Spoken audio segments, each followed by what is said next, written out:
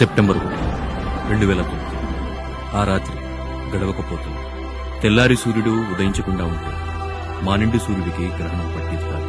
నిర్దయుడైన దేవుడు మా దేవుడిని మా నుంచి దూరం చేసేవాడు కాదు.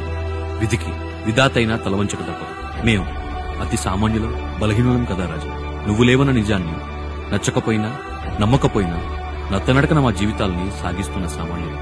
నీ కథ ఎందరో ఎన్నో రకాలుగా ఎన్నోసార్లు ఎందరికో చెప్పారు. కానీ నువ్వు లేని మాలాంటి వాళ్ల కథ నీకెవరు చెప్తారు రాజా? అందుకే మా కథ ఈరోజు నేను నీకు చెప్తాను రాజా. ఎక్కడున్నా వింటావని ఆశిస్తున్నాను. దేహాన్ని విడిచి నువ్వెళ్లిపోతే దైవంగా పేదల గుండెల్లో నిలిచావు. కానీ ఈ నిజాన్ని నిబ్బరంగా భరించలేని ఎన్నో గుండెలు రాలిపోయాయి.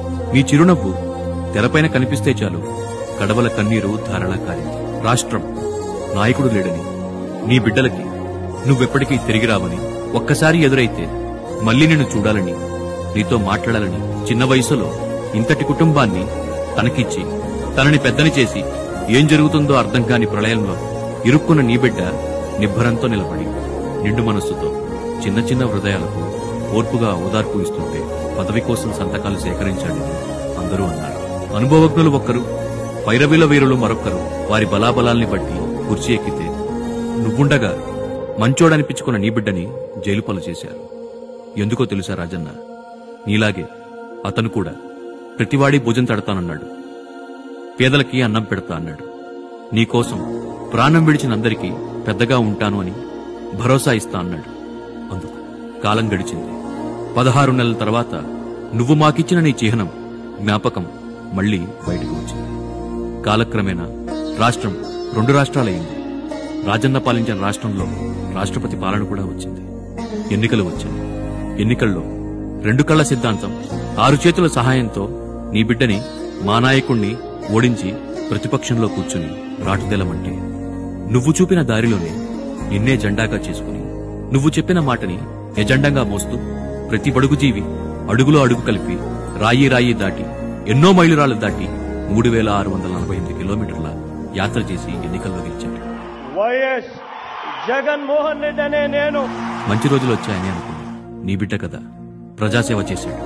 చెప్పిన మాటకి కట్టుబడి తరాతమా లేకుండా, కులం చూడకుండా, మతం చూడకుండా, పార్టీలు చూడకుండా అర్హత ఉంటే చాలు మంచి చేసే ప్రయత్నం చేస్తా అన్నాడు. కనిపించిన ప్రతి బడిని గుడిని చేశాడు.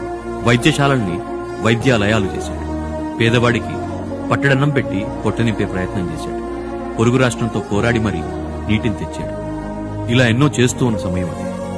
గెలిచిన వాడిది విజయ గాథ, ఓడిన వాడిది అవమానపు జ్వాల. కరిగిపోతున్న కాలంలో, ఎదురు చూస్తున్న ఎన్నికలు వస్తున్న సమయంలో, ధర్మంగా జరగాల్సిన యుద్ధంలో కేసరిని కరిచేందుకు గుంటనక్కులు గుంపు కట్టి అసత్యాలు, మోసాలు, లేనిపోని మాటలు, అనవసర నాటకాలు, వ్యక్తిత్వ హనాలు ఎన్నో చేశారు. అరక్షణానికి అరిచి చెప్పిన అబద్ధం ముందు నిప్పులాంటి నిజం నీరుగారిపోయింది. చేసిన మంచి తిరిగి వస్తుంది అని నమ్మిన అమాయకుడికి అవమానం ఎదురైంది. ఎవరో మోసం చేశారు, ఎవరో అన్యాయం చేశారు అని చెప్పి అనొచ్చు, కానీ ఆధారాలు లేవు. మంచి చేసిన మనిషికి మాయమాటల కాటు పడింది. నీరాజనాలు పట్టాల్సిన మేము నిస్సహాయంగా నించుంటే, అల్లరిముఖులు వీధుల్లో స్వైర విహారం చేస్తుంటే, రక్తం ఏరులై పారుతుంటే, గుర్తుగా పెట్టుకున్న విగ్రహాలు తగలబడిపోతుంటే, జనాలు ఊళ్లకు ఊళ్లు వలసిల్లిపోతుంటే, అబద్ధం చేసిన మోసం ముందు జగన్ చేసిన సాయం నిలవలేదు రాజన్న. నీ బిడ్డ కోసం కాకపోయినా ఆయనకి తోడుగా నిలవాలి అనుకుంటున్నా నాలాంటి వాళ్ల కోసం, మాలాంటి వాళ్ల కోసం మళ్లీరా రాజన్న, మా కోసం మళ్లీరా రాజన్న.